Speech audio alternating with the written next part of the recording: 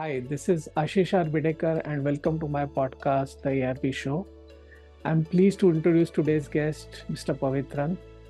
Mr. Pavithran is a military veteran, tech entrepreneur, and academic. He is a former advisor at Ministry of Home Affairs, Government of India, and adjunct faculty at the Cybersecurity Research Center, Punjab Engineering College, and advisor for Cyber Peace Foundation.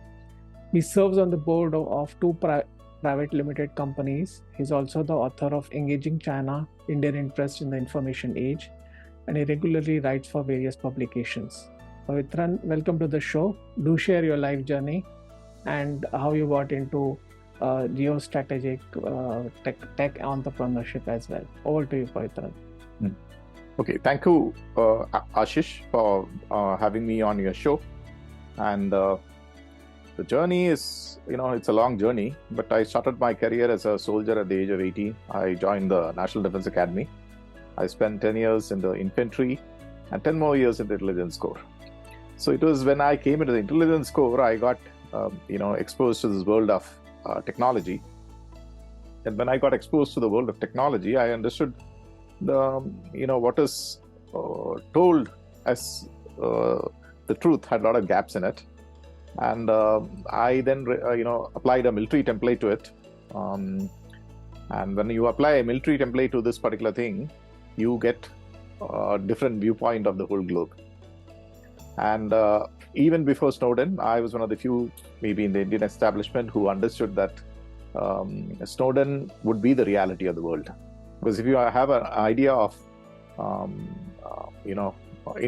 I specialize in this subject. In fact, I did pioneer a lot of things in information warfare. And when you study things from a multidisciplinary viewpoint, I could make out that this what we are, being exposed to as a global village and a flat world is not true. And 2013 was the year when Snowden finally came out with his revelations. It also coincided with one of the thinking journals of Indian Army, a journal called General Huda. A lot of few people might be aware of him because he is mostly known for the surgical strikes, because he carried those surgical strikes out when he was in the Northern Command. But I know him from a previous operation which we both did together. And that is where he got exposed to information warfare, and he himself, having a military mind, slowly transited to the idea that technology finally has geopolitical connotations, and it needs to be controlled. And then came Snowden, and he then decided that this Indian ICT, at least in the military, he would start, because at the Army Commander level is when they look into policy. And ideally, when you look into policy, because he was slightly ahead of his time, and people at the helm of affairs was not that exposed to ICT, and he unilaterally decided that he will, create an Indian operating system and the technological this, and kickstart that. That was his idea. But he found it difficult because the Indian technology, industry in 2013 was firmly, joined at the hip with the American industry.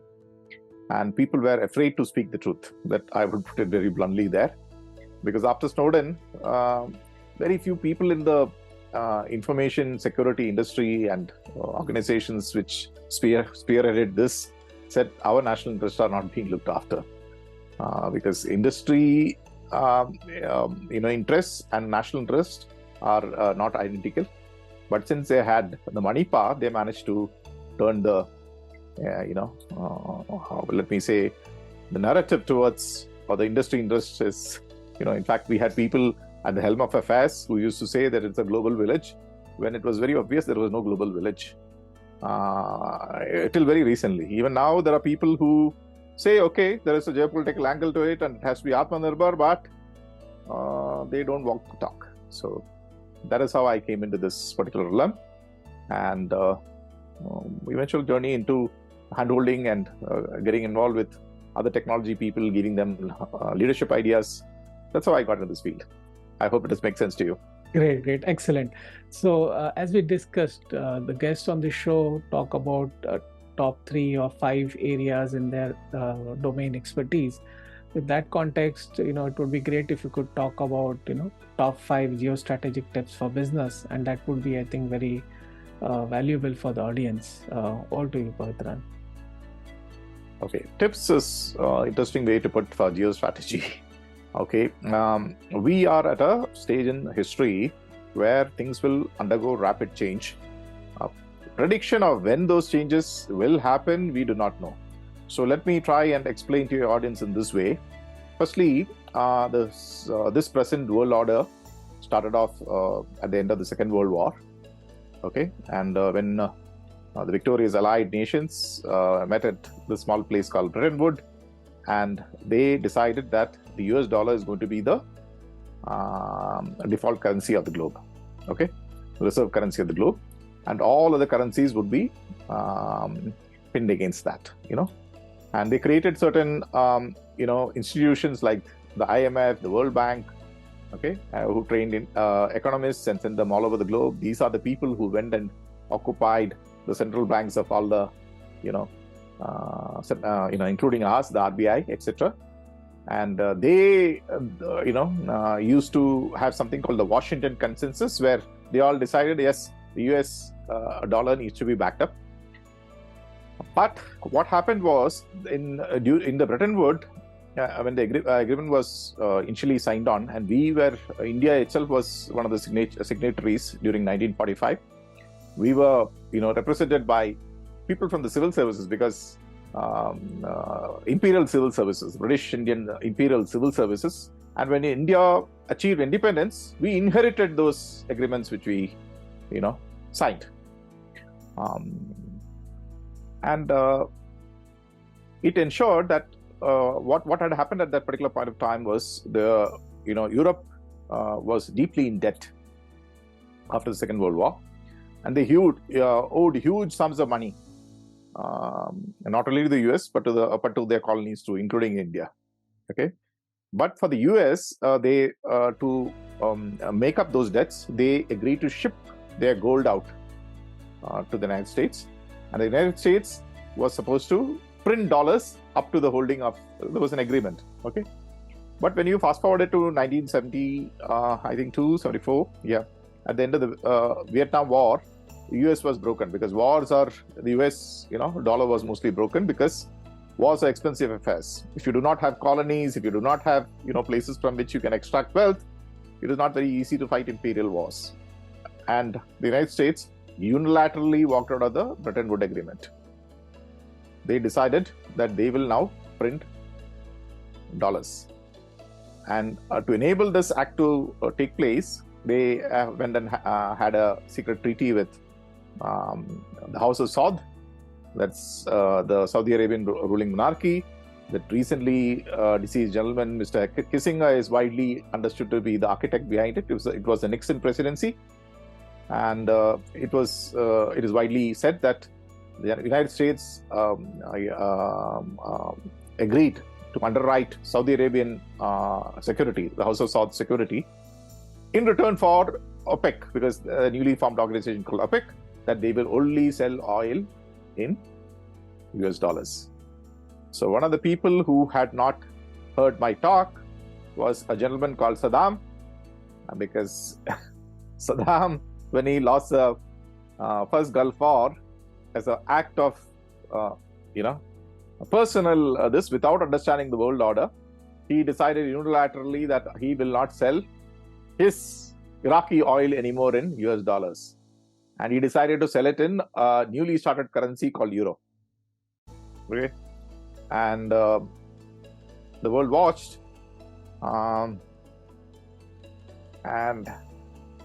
Because the Euro at that time appreciated against the US dollar, Saddam Hussein got a windfall gain for his selling of oil in euros.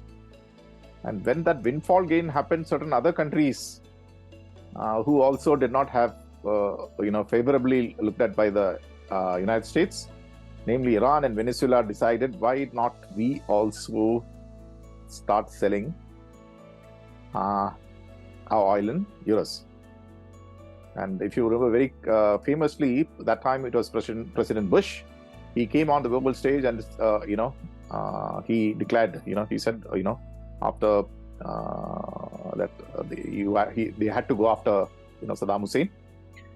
This was, first, that is where the first Gulf War took, if you look at it, how it, and very curiously, at that time, I remember the nations who initially opposed the invasion of Iraq was Germany and France, who underwrote the euro.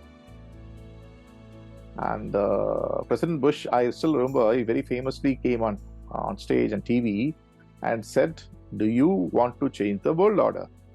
That is where which caught my interest. What world order is he talking about? Okay. And they fell in line. In fact, I remember very distinctly, they said, "We will not call French fries anymore. We'll call it freedom fries." Okay. Although even today we call it French fries. But, France and Germany decided to both to the United States military superiority and the world order, and Saddam, Iraq was invaded. Then, but today what has happened is, if there is a beautiful book written by Ray Dalio called The Changing World Order, where he also has, but he has done a very, detailed study of previous world orders. He's studied the Dutch, then he studied the British pound, then he's come to the US dollar. And every empire, it has got an overarching reach to spread further and further, because anyone who tries to break that empire, he will try and invade it, okay, or control it in some way. And invariably, it leads to that currency getting overprinted. And that is exactly what is happening to the US dollar today. They have printed humongous amount of dollars, paper dollars, backed by nothing. Okay. And it is just that the inertia of people, because people are holding so much of, paper currency or treasuries, which can never be paid. If you look at it from a mathematical viewpoint, that debt can never be paid. In fact, this year, I think a couple of months back, was the first time the US dollar, the US printed more currency to pay their debts, service their debts, than even for the largest, budget, which is their military strength. Okay, so everyone says this is going to happen. Just imagine if, in 1 or 2 years, or 2-3 years, or 4-5 years, they suddenly says, "Gentlemen, sorry, we can't pay your debt." What is going to happen? Mayhem globally. Okay, so, and Ray Dalio is also shown, when such a thing happens, usually there is another country also which is rising. When last time the Dutch currency went down, the British took over. When the British went down, the US dollar took over. Today, the problem is the only country which can take over today is China. The euro also, so this is again, euro could have taken over, but if you look at the chaos which is happening in Europe after the Russian invasion, you will slowly realize that that might not be the case. Okay, the European Union might not last for too long. Is my, I might be totally off the mark, but you can see the initial, structure already collapsing. Brexit, etc., are corollaries to it. Okay, and the Ukrainian war plays out to where it is going. It will eventually lead to NATO defeat, and if that goes off, you will find huge structural changes. Okay, so these are interesting times, but interesting times are not from a geopolitical and economic point of view, but for people like us who live in this era, it is not going to be easy. There's going to be humongous, change. We are people used to, planning ahead. If a child is oh, I am now doing my undergrad, I will after that take up this job in this sector, this, that, but during times like this, everything goes for a toss. And if you are holding wealth, huge amount of wealth, in whatever denomination, particular industry or in the stock market, if the US dollar goes bust, where are you? Okay, I'm just trying to give you frightening scenarios. So these are not things which are easy to predict. But having said that, if you look into the tea leaves, you will find one thing which is going to happen,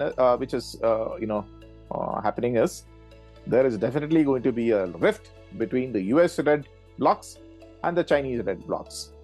Okay, where is India? India is in between. Now, a lot of people say, hey, why can't we choose? Now, this is something which I try and teach people. How do you choose? Okay, if you're like, for example, there are many people who say, hey, we could have aligned with the US like Japan or South Korea. Okay, and they the US handheld them and they rise. Look at their prosperity levels which they achieved for their people. But there is a small problem here. Okay, now if you look at China, China is now has got a per capita income between 11 to 12,000. I do not know exactly. Okay, because of the size of the population of China, it evokes fear, because that is now more or less the largest economy in the world in PPP terms. Okay, and the rise of China was always foreseen by the West. If you read the literature, always foreseen. They had prepared for the rise of this China 100 years back. By the first island chain of defense, the second chain of defense, and multiple other ways. Okay, but look at India. When they planned for this, India was the dominion of Britain. They never saw India as a challenge. But if you look at India, we actually we have a large coastline. We cannot easily be hemmed in once we grow. Okay, so what would other nations try to do? Because power finally is a zero-sum game. India, if it starts racing per capita wise, and even if it reaches the level of China today, it will be even larger than China. Correct? So will other nations just allow you to rise just like that? They might, if you are split up into 2-3 nations, or even more. So if you look at Chinese strategy, that is what our Maoists say, no? India, 40 different nations. Okay, look at Pakistan. Initially said we are 2 nations, South India and North India different. East, Northeast, you just need to study them. Where does those come from? So I have clearly, in my writing said, if you look at India from another global power's perspective, this nation can be crucial. But how will I maintain my primary position? There is a normal state. No one is going to say, oh, we will allow them to rise and they'll lord over us. That's not going to happen. Okay. So we need to be careful. And our largest, biggest strength is our internal cohesion. Because unlike China, where the Chinese emperors over millennia have, different, emperor after emperor has sinicized China. Okay. They are also, if you look at it very granularly, they also are people who are from different ethnicities, But today, the vast majority of Chinese, almost 95%, identify themselves as Han Chinese. Now, if you look at India, we are a civilizational state. Okay, the Indian civilization, everyone, whether it's south, north, east, east maybe, but still there are multiple, connections to, from our northeast also. The last 70 years has accelerated much more. People do accept that, this is a civilization which we are in some way connected to. But we are multicultural. We are also multi-ethnic. And we are a nation which has been divided and ruled by another empire, the British. Okay. So how did they do this division? In my school, I was just taught that one sentence. The British ruled India by divide and rule. Full stop. So what was this divide and rule? 1857, when that so-called First War of Independence was fought, the British realized that if you have to maintain this empire, you have to practice divide and rule. And the divide and rule was the biggest 2 religious groups were the Muslims and Hindus. They said, firstly, these groups should never ever fight together. Okay? So every DC used to have a budget, and there used to be riots. Okay? And the CID, which used to work under the British, this used to ensure those riots will take place. Other than that, by giving their jobs, they accentuated our caste systems. So those days, the first jobs were in the army, military. So they had caste-based, regiments. If you have so-and-so caste, so people started competing. Accentuation took place of the caste. They started competing. Then the census. Okay, today, if you look at the census, what is your identity? You're from a particular, I do not know, I don't follow the caste system much, but Vedekar, K-R means you're a Marathi. Okay, now Marathi, I have no clue of your caste because I don't follow the caste much, but that would be your primary this. Oh, I'm from this area, this is my caste, this is your, I'm a Marathi speaking gentleman from so-and-so area, and then I'm also part of the larger Indian, system. This is my family, this is how we belong to. Those are your basic identity. For everyone, that is how they'll identify themselves. Now, if you do want to create, but constitutionally, what do we say? We do not want to be differentiated between religion and caste. That's our constitutional position. But because of the nature of how we have evolved, caste is a big thing. Right from school, they're asked, hey, what's your caste? If you are this caste, you got reservation. If you are this. Although secularism means, that the state will not differentiate. In India, the state differentiates based on identity. Huge problem. So, outside power is likely to look at you and say, this is what I need to play upon, to keep India off balance. So, I hope what I'm saying does make sense to you. And we have to be careful because we are the swing state. If we side with the, Western-led, US-led bloc, that will become the largest manpower and, that bloc will have the largest economy, manpower, etc. If you side with the Chinese bloc, that side will have. The problem is both the US and China want overlordship. Okay? And because of our size, can we afford it? This is our dilemma. Okay? But there are many people who say, no, we are non-aligned. Is it a good thing? No, non-aligned might not be the good thing. We need to be pragmatic. We need not be moralistically non-aligned. We need to be pragmatically looking at a multipolar. That's our very nature of our state. Okay? Because we are too large. Okay, people then say, why do we need to be large? Why can't we be small? Our history again shows, second you are small, we have some of the, most fertile plains in the whole globe. So if you split our state into multiple nations, you will start fighting each other. There will be, the cost of maintaining defense goes up, and finally outside powers will come and rule over you. So there you are. Okay, that is where you are as a nation. So I'm just trying to simplify it for you, why we need to maintain yourself as a nation for the overall good of people. But having decided to maintain yourself as a nation, we have to very carefully look at the contours of our geopolitical interests. Because it is the entrepreneurs and the traders and the businessmen who finally swing a society. Our history also proves this. Okay, how did this British come and invade and rule this India? Even at the height of there were hardly a few thousand British, people here. How can few thousand people control a whole subcontinent of hundreds of millions of people? It has been done once before. Can it be done again? How will that happen? It is the business interests of people. They may not even today think that when you look at how policy decisions are done, it is to follow business interests. But can you just blindly follow just business interests of particular industries without understanding the grand strategy of what is India? What are, fundamental interests? So I hope that builds a fascinating picture for you. Have you ever thought of this? Yeah, I mean, this is an eye-opening thing, because to be honest, I have an interest in history. You read history, you read business, but this nice bridge between the two was really fascinating. So yeah. Okay. So now the third thing is you are also from the ICT industry, correct?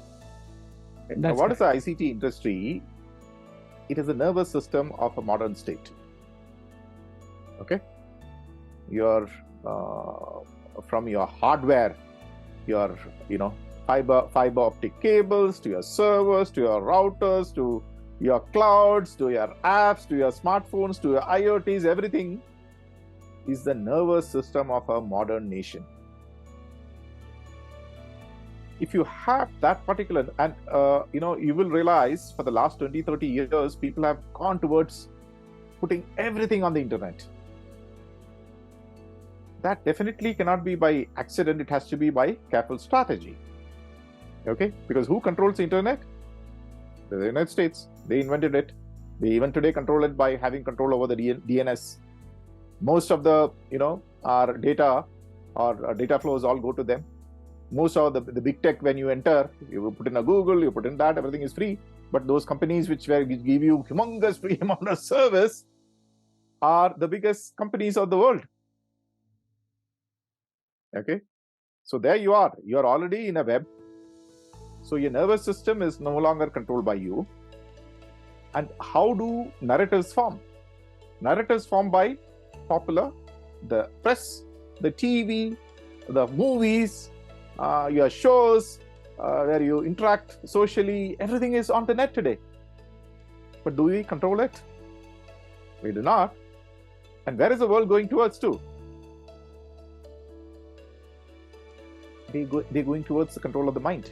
That is what the whole idea of making this internet was. I've explained this in a previous There is this book called Surveillance Valley by Yasha Levy.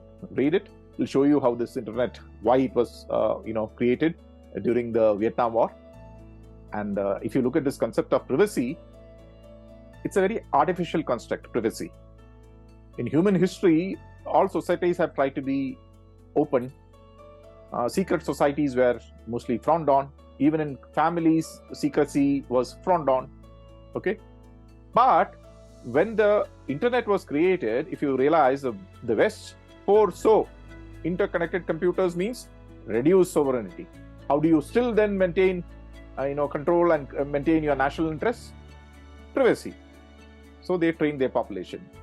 They put it into the educational curriculum, taught it.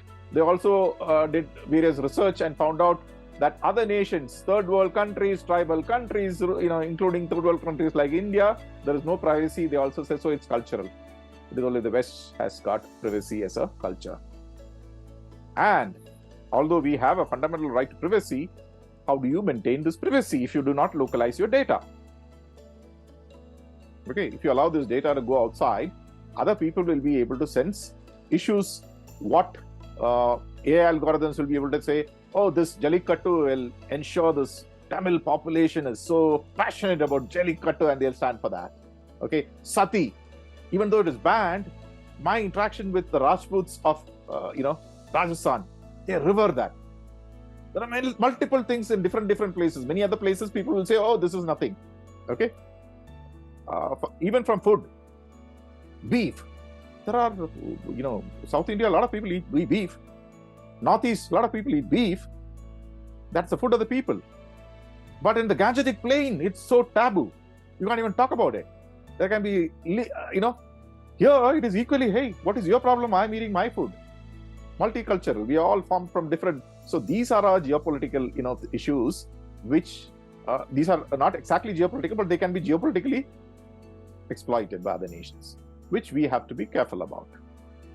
Now comes how this changing world order is going to impinge us. So there is a rift, and they say they're going to have, blow hot, blow cold. China is a factory of the world today. Increasingly, people are going to, these are the broad contours are already seen. Globalization will be much more difficult today. There will be decoupling. Everyone will try to see if war goes on. And in Ukraine, it is very clear that supply chains can be, ruptured.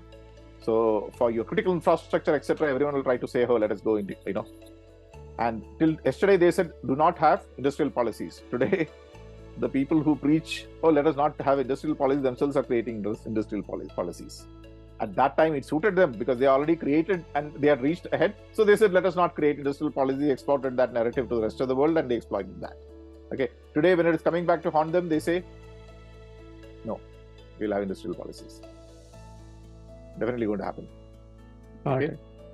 Then critical infrastructure. Critical infrastructure increasingly will be indigenized. Okay. We are not rapidly doing that for whatever be the reason. But you will realize when the balloon starts going up, we will be forced to. Otherwise, we will again go back to being a colonial nation and our wealth will be extracted. Got it. Okay. So, business people usually, look at purely business opportunities. But there is this inflection point. Things are going to rapidly change. It is for our leadership, not only the business leadership from all across multiple boards, to come together and say, hey, let us now cohesively plan our national strategy. And I can see the government is already, for the first time, there has been talk about India doesn't have a national, security doctrine. We need to create one. This needs to be created with knowledge, because today what is happening is a lot of our people just look at our quarterly or yearly this and lobby for that. The immediate is what, but that immediate will lead you into a big problem slightly down the road.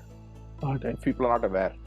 And that is one of the reasons, irrespective of my son saying, hey, this is a very small show, ARB is a very small show, why are you taking out time? I decided, okay, since you are a techo, I'll come on your show. You can spread this message across the audience. I hope what I said. Yeah. Thank you so much. It was really a wonderful perspective. It really gave a good insight into need of having looking at business through geostrategic lens as well. Thanks once again, Pavithran, and thank you, dear listeners. Having said that, let me also finish this, because a lot of people will say, what will I do? So every business has to have there is something called wargaming. That is what military people are trained to do. You look at all the factors and then you wargame for this business, your business. This is where you are, Indian company, what is your area of this, where you should concentrate. So there's something called wargaming, and they can also be called tabletop exercises. Okay, so you need businesses which are planning to have a slightly long-term vision will need to conduct those tabletop exercises. Bring in not necessarily me, but people like me who can understand both technology and geostrategy and geopolitics, and have a comprehensive plan ahead. I think that's what I would do if I was running a company. Great. But if you're going to blindly say, okay, what worked before, it's going to be the same, you'll be surprised. Exactly. Yeah. Great. So that's a wonderful point to note. Thanks again, Pavithran, for this. And thank you, dear listeners, for tuning in. To subscribe, share, and like this podcast. Available on Spotify, Apple, and other channels. Bye for now. Talk to you soon.